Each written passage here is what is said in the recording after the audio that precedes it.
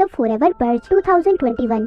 तो कहानी शुरू रेगिस्तान जैसे बंजर इलाके को दिखाते हुए होती है, जहाँ पर हम एक कपल को देखते हैं जो इस इलाके से होते हुए कहीं पर जा रहे थे। तभी उन्हें वहाँ पर एक खंडर जैसा घर दिखाई देता है। वो अब उस घर में जाते हैं जहाँ पर कुछ लोग थे, उनके पास हथियार भी थे। वो दोनों हस्बैंड वाइफ उन लोगों से बात करते हैं, जिससे पता चलता है कि ये सभी लोग मेक्सिको और अमेरिका के बॉर्डर पर हैं और सभी अमेरिका जाना चाहते हैं, वो भी इलीगल तरीके से, यानी बिना पासपोर्ट और वीजा के। जिसके बाद अब वो कपल, जिनमें से हस्बैंड का नाम जॉन और उसकी बीवी का नाम एटला था, उन दोनों को एक सुरंग में भेज दिया जाता है। अब जब वो सुरंग के अंदर जाते हैं, जिधर बहुत अंधेरा था, उधर और भी बहुत से लोग थे जो सभी अमेरिका जाना चाहते थे। उस सुरंग के अंदर जाते ही एटला डर जाती है जब उसके सामने अचानक से एक लड़का आ गया था, पर बाद में पता चलता है कि ये इन्हीं का साथी है। इसके बाद हम देखते हैं उन्होंने सुरंग को पार कर लिया था, वो अमेरिका पहुंच गए थे। इनका साथी एटला और जून को एक कार्ड देता है जिस पर फूल बना हुआ था, वो लेकर वो दोनों वहाँ से चले गए थे। अब हमें हॉर्स फार्म का सीन दिखाया जाता है, जहाँ पर एक आदमी जिसका नाम डेलन था, वो एक घोड़े को काबू करने की कोशिश कर रहा था, पर उसका घोड़ा उसे अपने पास नहीं आने देता। तभी डेलन के डैड जो वहीं पर थे,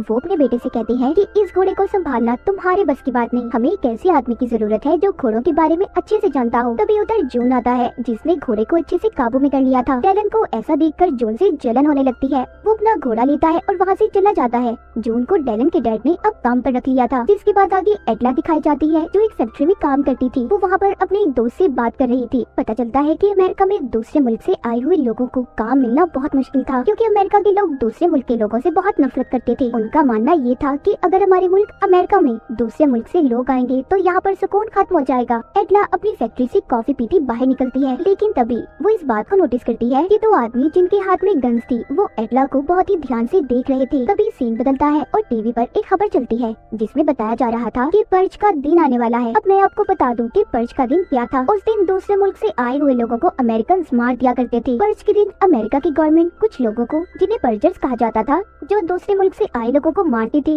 उन्हें 12 घंटे दिए जाते। इसी दौरान वो किसी भी आदमी को मार सकते थे और उन पर कोई भी आदमी कानूनी कार्रवाई नहीं कर सकता था। अब आज वो दिन आ गया था जहाँ पर अमेरिका में खून का खेल शुरू होना था। जॉन और एटला भी दोनों अपना घर छोड़कर जा रहे थे। जैसा कि हमें पता है वो मेक्सिको से आए थे, इसीलिए इन्हें भी डर था कि कहीं ये लोग भी मारे न जाएं, क्योंकि ये दोनों अमेरिकन नहीं थे। तभी वहाँ पर एक बस आती है जिसमें जॉन का दोस्त, जो उसके साथ डेलन के फादर के फार्म पर काम किया करता था, वो और कुछ लोग थे। अब ये भी बस में बैठकर दूसरी जगह पर आ गए थे। यहाँ पर लोगों से पैसे लेकर पर्च से बचाया जाता था। अब जून एटला और अपने दोस्त के साथ अंदर जाता है, जहाँ पर वो देखते हैं उधर और भी बहुत से लोग थे जो यहाँ पर पर्च से बचने के लिए 12 घंटे तक रुकने वाले थे। ये सभी दूसरे मुल्कों से अमेरिका आए थे। तभी टीवी पर एक और खबर आती है जिसमें बताया जा रहा था कि पर्च शुरू होने वाला है और 12 घंटे तक सब कुछ बंद कर दिया जाएगा। सबको ऐसा लग रहा था कि 12 घंटे किसी कयामत से उनके लिए कम नहीं थे। पर्च का वक्त शुरू हो जाता है, जिस वजह से हर तरफ सन्नाटा छाया हुआ था। एटला और जॉन दोनों इस पर्च की वजह से बहुत परेशान थे। उधर डेलन जो अपने घर में था,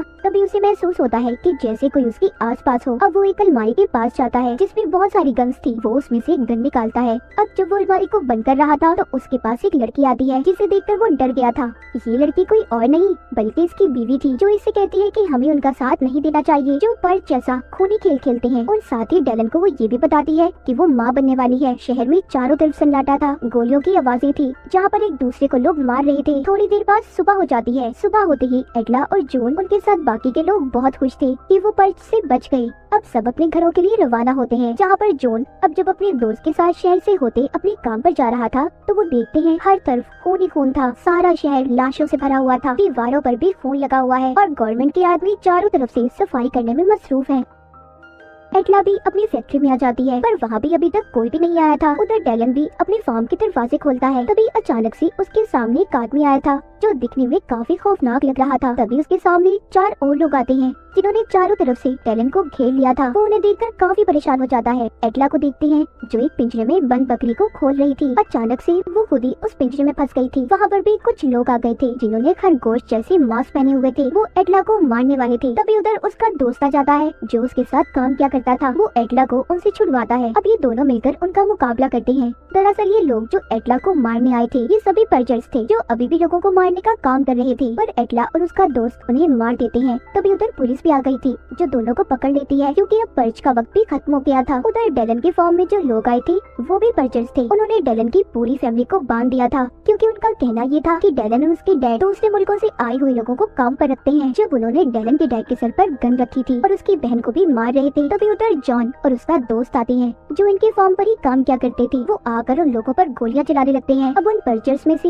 एक आदमी डेलन के डैड पर गोली चलाकर उन्हें मार देता है। दोनों तरफ से गोलियों की बारिश होने लगी थी। जून और उसके दोस्त ने सभी पर्चर्स को मार दिया था। वो उन्हीं का ट्रक लेकर डेलन और उसकी फैमिली को बिठाकर वहाँ से चले जाते हैं क्योंकि अब इस शहर में रहना महफूज नहीं था और पर्च रुकने का नाम नहीं ले रहा था। 12 घंटे के बाद भी खूनी पर्च चल रहा था। अब जून अपनी बीवी एटला को कॉल करता है मगर उसका फोन नहीं लगता क्योंकि एटला को तो पुलिस ने उसके दोस्त के साथ पकड़ लिया था। जून अपनी बीवी एटला के लिए बहुत परेशान था। उधर एटला को पुलिस अपनी वैन में लेकर जा रही थी जिसमें उसका दोस्त, उसके साथ एक आदमी और एक लड़की थे जो पर्चर्स का साथ दे रहे थे। तभी जाते हुए उनकी वैन उल्ट जाती है। यहाँ पर दूसरा आदमी एटला से बदतमीजी करता है मगर उसके दोस्त ने उसे बचा लिया था। अब जब वैन का दरवाजा खुलता है जहाँ पर जून था, एटला उसे देखकर बहुत खुश थी। जून उन्हें भी बचाकर अपने ट्रक में बिठाकर सभी को मेक्सिको ले जाना चाहता था क्योंकि सब जानते थे कि वहीं पर रहकर महफूज होंगे। ये जाते हुए रास्ते से एक फ्यूल स्टेशन पर भी रुकते हैं और वहाँ से अपना कुछ जरूरत का सामान लेते हैं। जून सबसे ये कह रहा था कि ये जगह उनके लिए महफूज नहीं है क्योंकि ये शहर के नजदीक है और यहाँ पर कुछ भी हो सकता है, इसीलिए हमें जल्दी यहाँ से निकलना होगा। तभी ये सब रेडियो पर खबर सुनते हैं कि हर तरफ शहर में पर्च फैला हुआ है, लोग एक दूसरे को मार काट रहे हैं और ये खूनी खेल रुकने का नाम नहीं ले रहा। इसीलिए दूसरे मुल्कों ने अपने बॉर्डर को 6 घंटों तक खोलने का फैसला किया है ताकि जो भी दूसरे मुल्कों से अमेरिका गए हैं वो वापस अपने मुल्क में आ जाए, जिससे उनकी जान बच सकती है। पर मेक्सिको का बॉर्डर बहुत दूर था, लेकिन अब इनके पास कोई और रास्ता भी नहीं था कि ये पर्च से बच सके। इसलिए ये सभी अपने ट्रक में बैठकर मेक्सिको के लिए रवाना हो जाते हैं। जब ये अंधेरे में अपने ट्रक को ले जा रही थी तो इनके पीछे कुछ बाइक्स लग जाती हैं। जो पर्चर सीखी थी वो इनके ट्रक के पास आकर गोलियां चलाने लगते हैं। ये सभी डर गए थे क्योंकि इनके पास मुकाबले के लिए कोई हथियार नहीं था। डेलन की बहन उनको वहाँ पर एक झंडा दिखाती है जो पर्चर्स का ही था। इसका मतलब कि ये भी उन्हीं की तरह है, इसलिए वो लोग झंडे को देखकर वापस चले गए थे। आगे ये लोग अब एक शहर में पहुँचते हैं जहाँ पर चारों तरफ गोलियां चल रही थी। अब वो लोग अपने ट्रक से निकलकर आगे बढ़ते हैं। हर तरफ लाशें पड़ी हुई थी मगर तभी उन्हें कुछ लोगों ने पकड़ लिया था। वो सभी पर्चर्स ही थे। तभी वहाँ पर पुलिस आ गई थी जो सब पर गोलियां चलाने लगती है। इसी बात का फायदा उठाकर जून एटला के साथ ही वहाँ से बचकर निकल जाते हैं मगर एटला और डेलन की बीवी अपने ग्रुप से अलग हो गई थी। एटला को एक रोज का निशान नजर आता है। अब वो उस जगह पर जाने लगती है मगर डेलन की बीवी उसे रोक रही थी। वो कहती है पहले हमें अपने हस्बैंड्स को ढूंढना होगा। एटला उसकी नहीं सुनती और अंदर चली जाती है। वो डेलन की बीवी से कहती है कि दूसरे मुल्क से आए लोग अपने मुल्क के लोगों की मदद करने के लिए कोई निशान छोड़ते हैं, शायद हमें भी यहाँ पर कोई मदद मिल जाए। तभी उधर 2 आदमी आते हैं जिन्होंने इन दोनों पर गन कर ली थी मगर जब एटला उन्हें बताती है कि वो यहाँ पर रोज के निशान की मदद से आई है तो वो दोनों रुक गए थे क्योंकि वो मेक्सिको से आई थी। वो अपने लोगों की मदद करना चाहते थे। अब वो उन्हें एक जगह पर लेकर आई थी। वहाँ पर एटला देखती है उधर बहुत से लोग हैं जो पर्च से अपनी जान बचाकर वहाँ पर आए हैं। उधर वो अपने हस्बैंड जून और एटला को भी देखती है। दोनों एक दूसरे से मिलकर बहुत खुश थे। इसके बाद टीवी पर खबर चलती है कि पर्चर्स ने आर्मी पर भी हमला कर दिया है और बहुत से शहरों को बर्बाद कर दिया है और आर्मी पर हमले की वजह से आर्मी को बॉर्डर से हटा दिया गया, जिस वजह से सभी मुल्कों ने अपने बॉर्डर्स को भी बंद कर लिया है। सभी खबर सुनकर बहुत परेशान हो गए थे। तभी वहाँ पर एक औरत अपने एक साथी को जो मेक्सिको में रहता था उसे कॉल करती है ताकि वो आकर उनकी जान बचा सके। अब जब सभी वहाँ से जाने वाले थे तभी उधर एक गाड़ी आकर रुकती है जिसमें वही आदमी था जिसको उस औरत ने मदद के लिए बुलाया था। अब वो सभी उसकी गाड़ी में बैठकर वहाँ से जाने लगते हैं मगर तभी इस बात की खबर पर्चर्स के लीडर को भी हो गई थी। अब वो सभी गाड़ी में एक सुनसान रास्ते से जा रहे थे। अब जब डेलन अपनी गाड़ी से पीछे देखता है तो उसे कुछ गाड़ियाँ आती दिखाई दे रही थी। वो गाड़ियाँ भी पर्चर्स की थी मगर वो अब मेक्सिको के बॉर्डर तक पहुंच गए थे। इससे आगे गाड़ी नहीं जा सकती थी। ये लोग गाड़ी से उतरकर आगे बढ़ते हैं। उधर इन्हें कुछ लोग मिलते हैं जो मैक्सिकन्स थे। कुछ लोग पैदल चलकर आगे जा रहे थे मगर जून और एटला के साथ कुछ साथी रुक जाते हैं। वो उन पर्चर्स का मुकाबला करने वाले थे ताकि वो इन्हें इधर ही खत्म कर सके। तभी उधर गोलियों की बारिश होने लगती है। इस लड़ाई में जून और एटला के साथियों की गोलियां खत्म हो गई थी। तभी ये सब वहाँ पर एक घर में छुप गए थे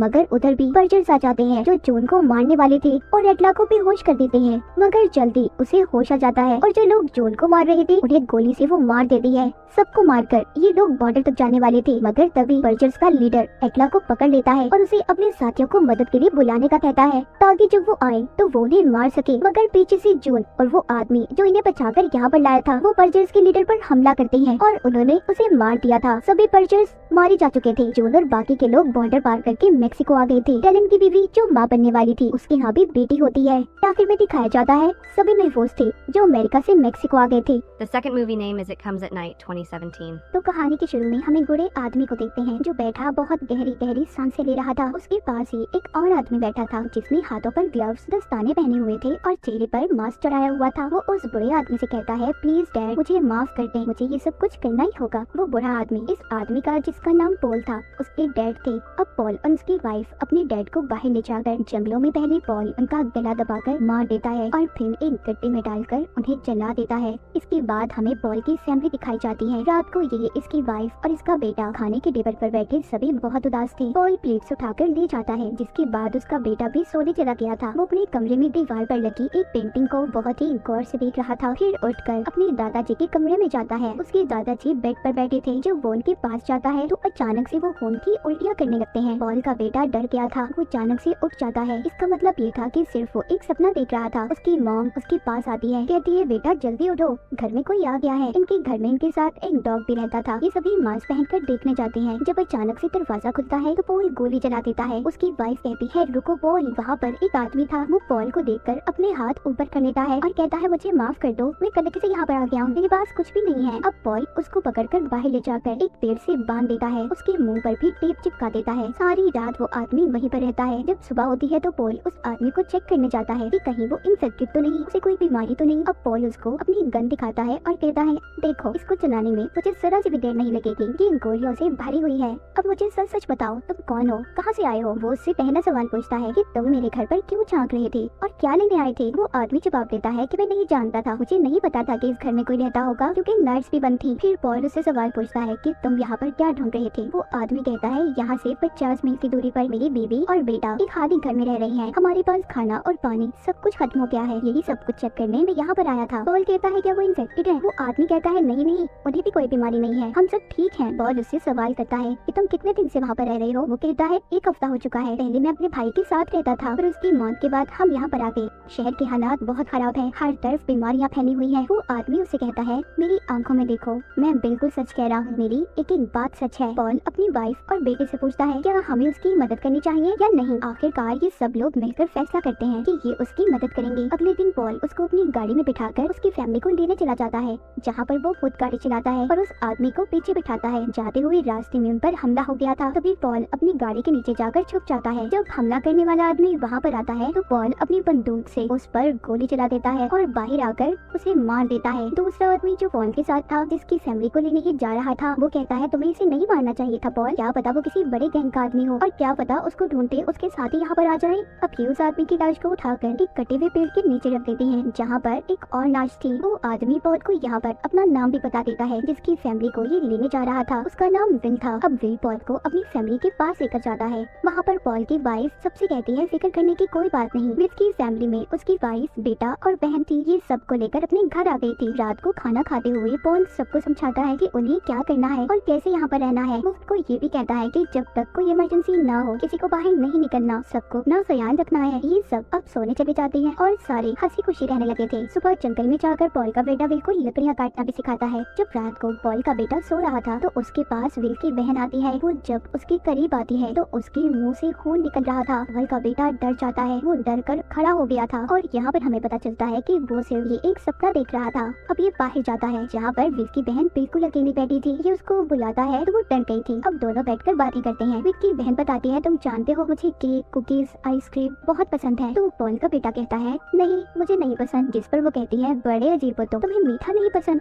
ये दोनों यहाँ पर बैठकर बहुत सारी बातें करते हैं। फिर दोनों एक दूसरे को गुड नाइट बोलकर सोने चले जाते हैं। अगली सुबह पॉल का बेटा उसे कहता है कि डैड ये लोग बहुत अच्छे हैं। तो पॉल कहता है देखो बेटे ये बात याद रखना कि जो नजर आता है जरूरी नहीं वही सच हो। तभी उनका डॉग जोर जोर से भौंकने लगा था और जंगल की तरफ जा रहा था। पॉल का बेटा उसके पीछे जाने की जिद कर रहा था पर वो अपने बेटे को समझाता है कि देखो हमें घर चलना चाहिए, उसे घर का रास्ता मालूम है, वो खुद ही आ जाएगा। रात को जब पॉल का बेटा सो रहा था तो अचानक से उसकी नींद खुल जाती है। जब बाहर जाकर देखता है विल का बेटा अकेले एक कमरे में सो रहा था। ये उसे उठाकर उसके कमरे में छोड़कर आता है पर जब वो अपने कमरे में वापस जा रहा था तो उसे मेन दरवाजे से आवाज़ें आती है। ये जल्दी से जाकर अपने मॉम डैड को जगाता है और कहता है कि जाकर देखें बाहर कोई है। अब पॉल और उसकी वाइफ मास्क पहनकर देखने जाते हैं। दरवाजे पर इनका डॉग था जो मर चुका था, वो भी इन्फेक्टेड था, किसी बीमारी की लपेट में था। पॉल का बेटा अपने डॉग की ऐसी हालत को देखकर बहुत रोता है, पर पॉल अपने बेटे को डांट कर जाने का कहता है। अब ये अपने डॉग को भी एक गड्ढे में डालकर जला देते हैं। जब रात को ये सब लोग इकट्ठे बैठे थे तो यहाँ पर इन्हें पता चलता है कि विल की फैमिली इन्फेक्टेड है। मतलब यहाँ पर विल इनसे झूठ बोल रहा था। पॉल जानकर ये फैसला करता है कि विल की फैमिली अब इनसे अलग रहेगी। जब रात होती है तो पॉल का बेटा गुजरते हुए विल के बेटे के रोने की आवाज को सुनता है। ये जाकर अपने मॉम डैड को बताता है। पॉल उठकर विल के पास जाता है और उसका दरवाजा खटखटाने लगता है, पर वो दरवाजा नहीं खोलता। उसका बेटा इन्फेक्टेड हो गया था, वो भी बीमारी की लपेट में था। वो जानता था कि जैसे ही वो दरवाजा खोलेगा पॉल उसको मार देगा, क्योंकि इसकी फैमिली इन्फेक्टेड हो गई थी। विल अब बाहर आता है, पॉल से कहता है प्लीज हमें कुछ मत करो, हम यहाँ से चले जाएंगे। पर जैसे ही विल बाहर निकलता है वो अपनी फैमिली के साथ जाने लगा था। पॉल उसको गोली मार देता है। बेटी विल की वाइफ बहुत रो रही थी, फिर जिसके बाद पॉल उसकी वाइफ, बहन और बेटी सबको मार देता है। उधर पॉल का बेटा भी इन्फेक्टेड हो गया था। कुछ दिन के बाद वो भी मर जाता है। मतलब विल की फैमिली की वजह से पॉल ने अपने बेटे को खो दिया था। हमें इस कहानी में ये नहीं बताया गया कि ये वायरस कहाँ से आया था और क्यों सबको इन्फेक्ट कर रहा था, क्यों बीमार हो रहे थे सब। बीमारी भी ऐसी खतरनाक कि बचने का कोई रास्ता ना हो। शहर में बीमारी फैलने की वजह से ये लोग जंगल में आकर रहने लगे थे, पर बेचारे वहाँ पर भी नहीं बच पाए। अब बचे थे पॉल और उसकी वाइफ। अब सवाल ये था कि क्या वो ज्यादा देर तक जिंदा रह पाएंगे। और इसी के साथ ही कहानी यहीं पर खत्म हो जाती है।